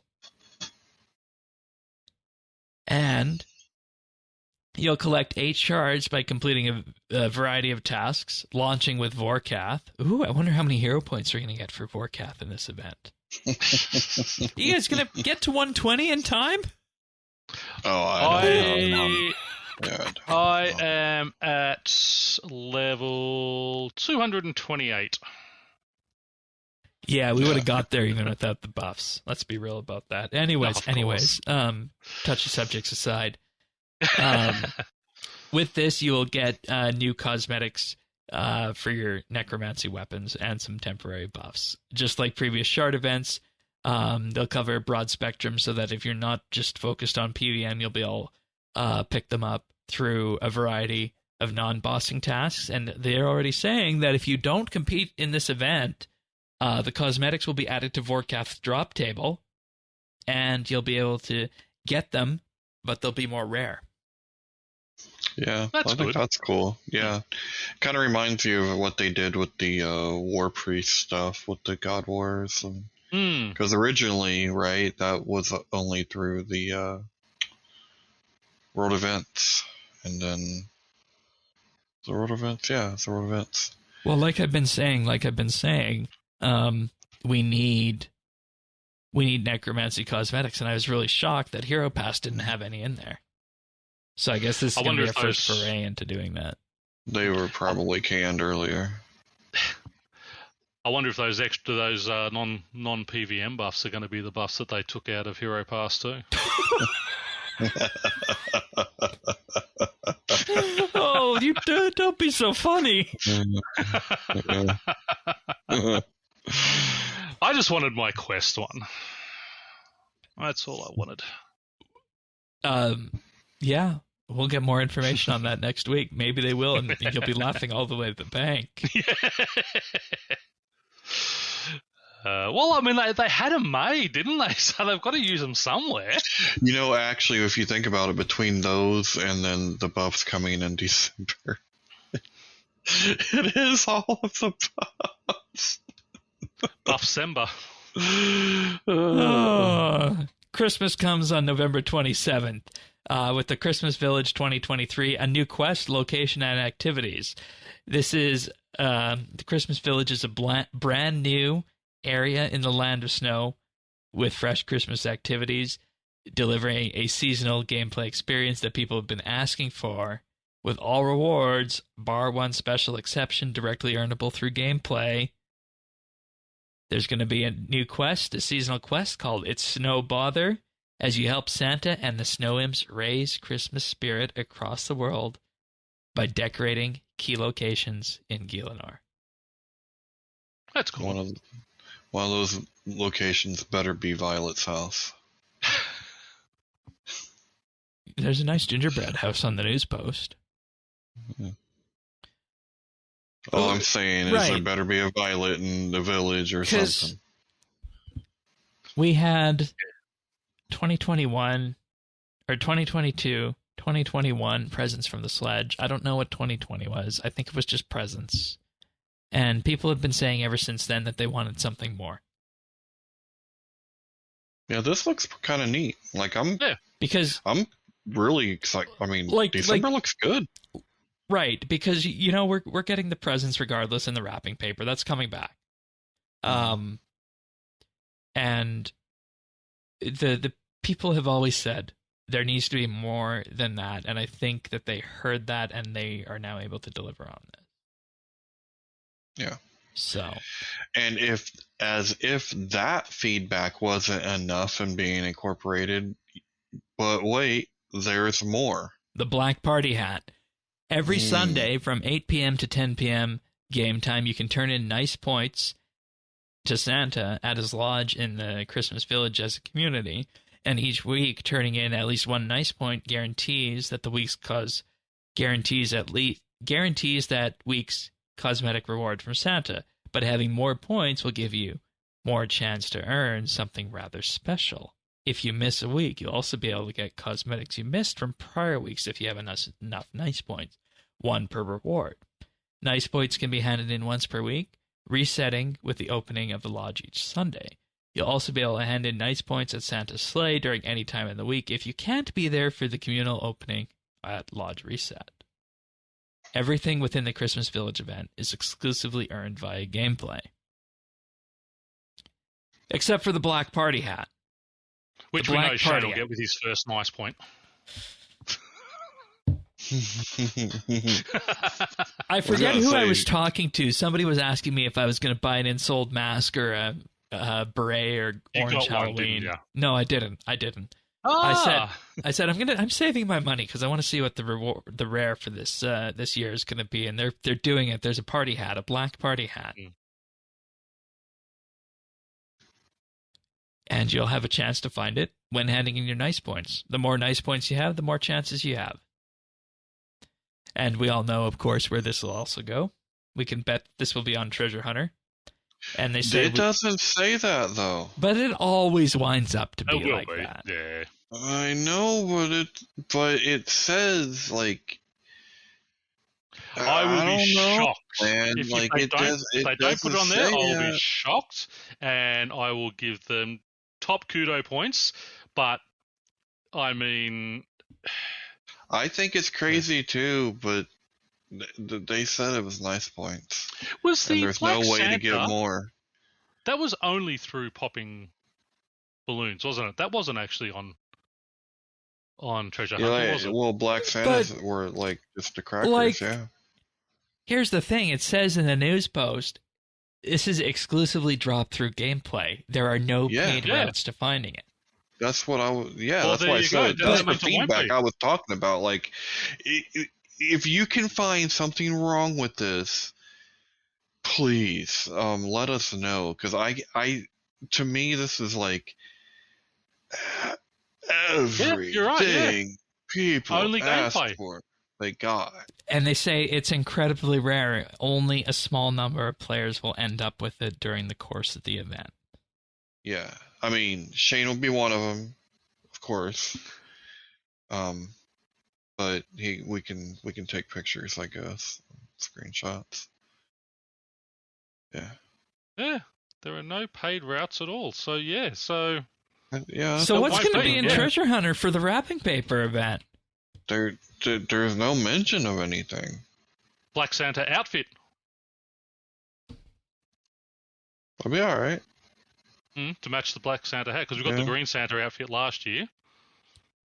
I guess, and you'll note that there is no specific mention of what the Treasure Hunter promos will be running through this event, right?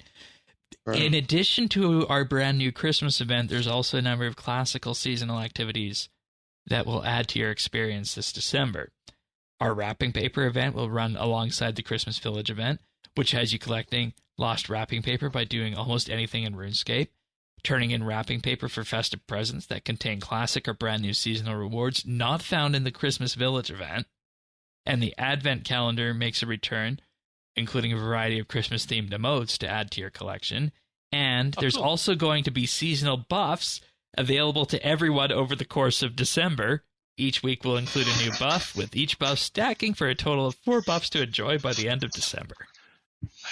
I love this because it's like, okay, do you really have a problem with these, or did you have a problem with paying for this? Because we're gonna find out.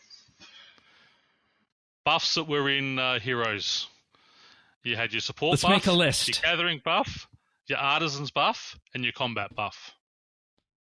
Then they had the content buffs, which were the Trailblazer, Fort Artisan, it's hard to read because they've blacked it all out, Headhunter, Chaos Horde, and Lumberjack's Ingenuity. So I reckon we'll see Trailblazer, Fort Artisan, Headhunter, and then the standard XP buffs.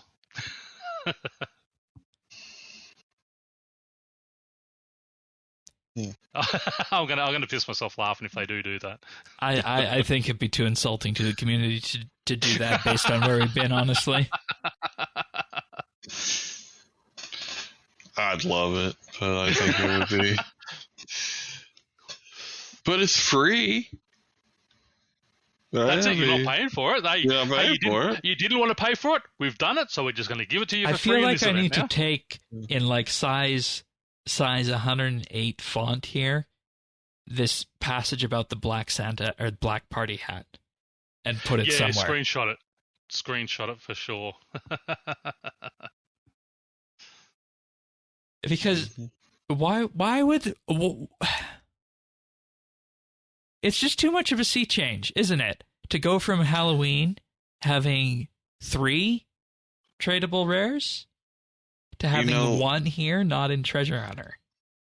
But that's why I'm expecting we'll have a different one on Treasure Hunter, because if they say that, then they haven't. Right, because that's a paper. That's a paper reward then. Yeah. You can you can dye your new Black Party Hat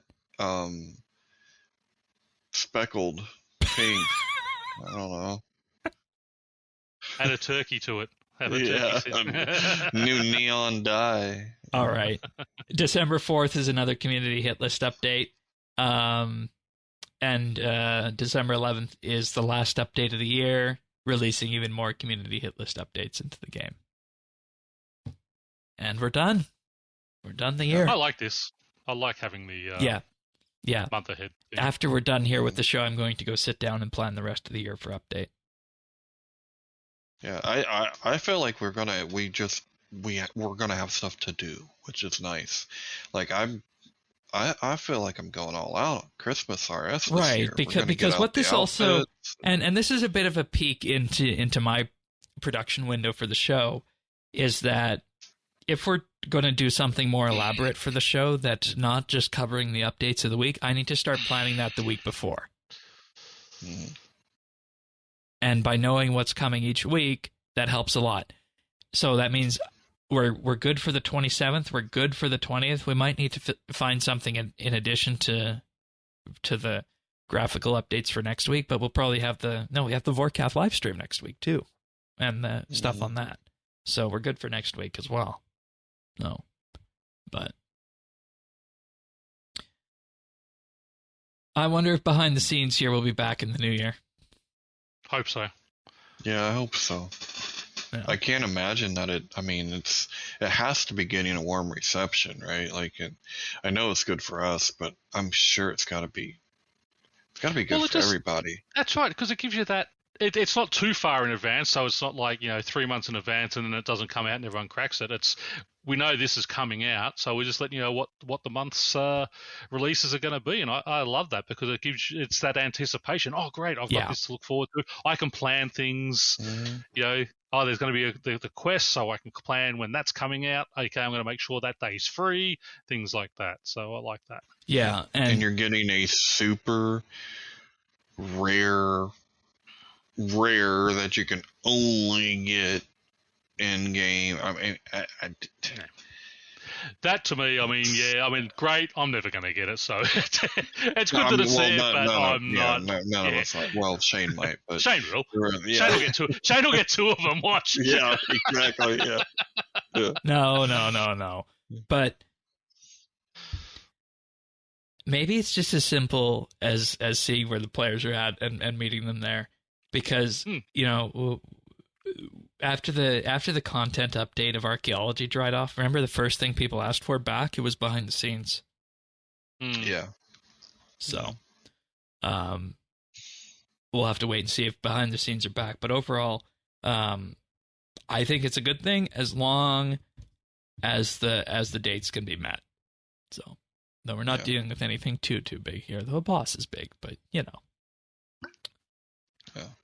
Alrighty, well that's it. That's pretty much it for the RuneScape content this week. We got some achievables this week. So starting off, Chaotic Eric got 120 Necromancy on the 8th. Arendelle 20 got 120 Woodcutting on the 7th, and Sio Aces got 120 Fletching on the 5th. And moving on, Giovanni, who also got 120 Slayer on November 4th. Matt 258, 120 Prayer November 4th. Z with 120 Necromancy on November 4th, and wrapping it up is Oza Zoyo with 120 Constitution on November 2nd. Nicely done. Yeah, nice achievements. What do you got for pick of the week, Tanis? So I got a pick for all the Audible lovers out there. Audible is having a 2 books for 1 credit Black Friday sale. So you can just go to Audible. Every credit that you have, you can get 2 of the books that are on sale.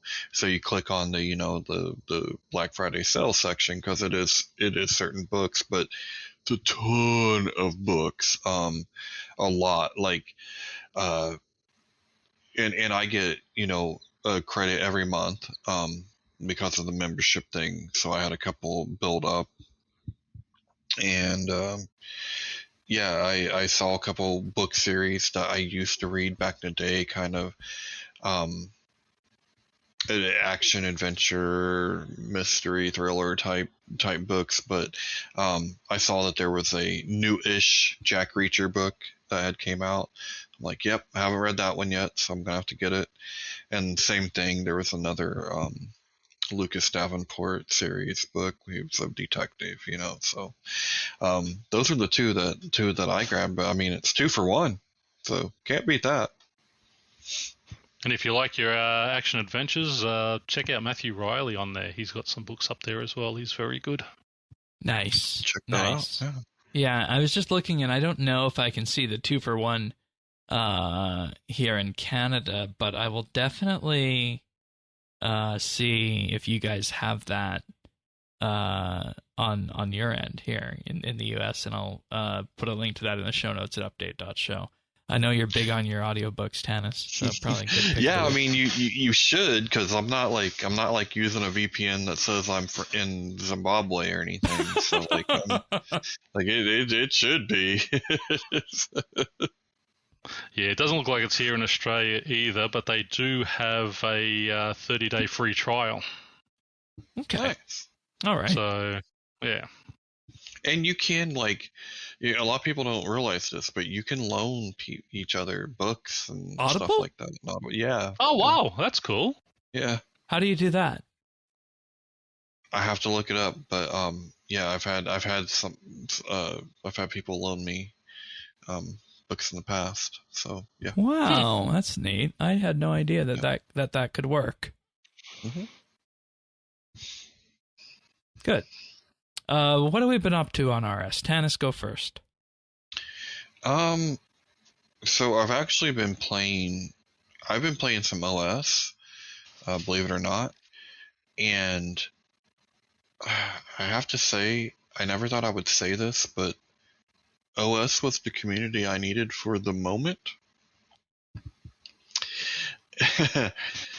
and not that's something. It's something, because And it's not like I'm not talking about like public chat or this or that, but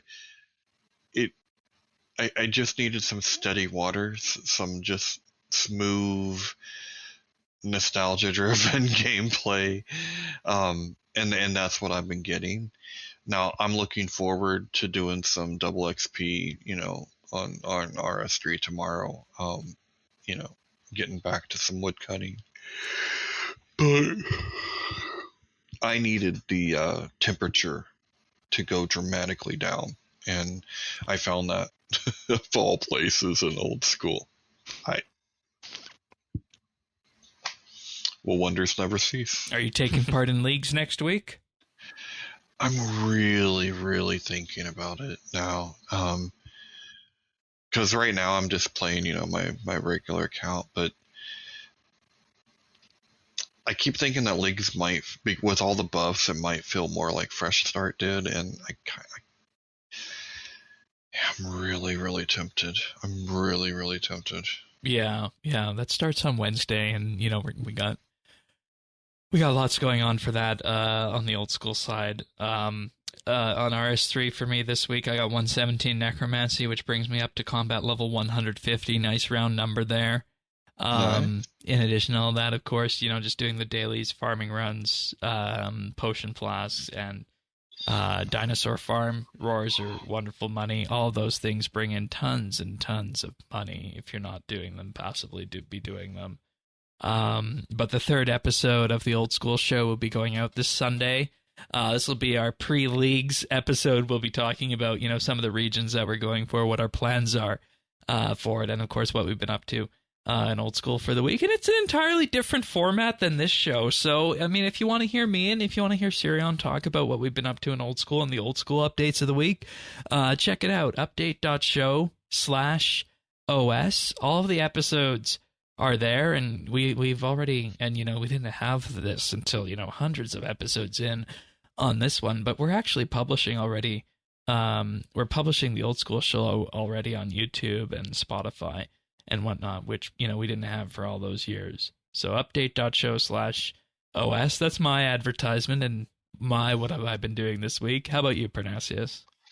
Not a lot. I was babysitting 3 extra pugs, so I had 5 dogs here over the week, and one had an eye problem, so I had to be putting eye drops in every couple of hours. So basically just wood cutting, prepping for DXP. I want to get, I've got a few skills still sitting below 150 mil.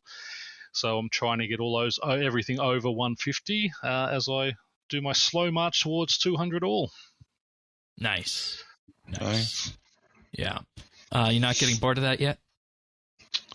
No, because I go between skills. I was doing wood cutting, now I'm doing a bit of construction. I'll jump on and do some rune crafting when I get, when I just want a really heavy AFK. It's just, just having fun, basically. Fair enough. Well, I think that does us for this week. So we'll be here next week to discuss the Vorkath reveals and another community hint list live stream, since we actually know what's coming, which actually feels weird to say, and I like that. That's good. But if you want the podcast delivered automatically to you, best way to do that is to subscribe. We're on all the podcast listeners out there: Apple Podcasts, Spotify, Google, and of course YouTube at youtube.com/RSBANDB, or just update.show/subscribe. It's all there. And just click on your favorite podcast listener. That's the best way to get it.